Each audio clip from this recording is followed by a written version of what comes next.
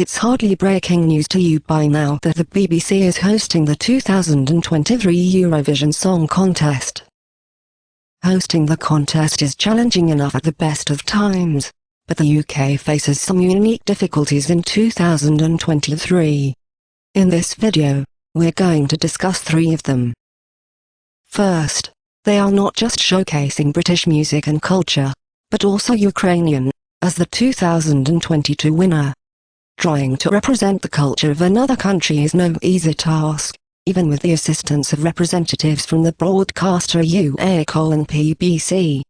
Then there's the potential conflict of interest over how much British and how much Ukrainian culture should be included. Ukraine won, but the UK are picking up the lion's share of the cost, so it's only fair that they get some representation. Despite these hurdles, the 2 broadcasters seem to have reached a healthy agreement on the matter. The BBC have stressed time and time again that this is Ukraine's show, and that they will be at the heart of the event. On the other hand, the chair of UA:PBC has recognized that there should be some British culture on offer.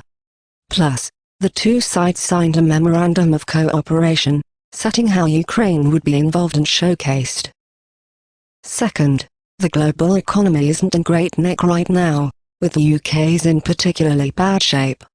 They are facing a deep, prolonged recession, and raging inflation. This, obviously, makes hosting even more expensive, stretching the BBC's tight budget. Fortunately, they are very good at putting on large events, and are pretty efficient. They've also pointed out that there is actually a number of ways Eurovision will be financed. Hosting Eurovision will also bring a much-needed economic boost to the city or region of Liverpool, and support the thousands of jobs that will be involved in organising and producing the contest, especially among the independent production companies the BBC is commissioning to produce content.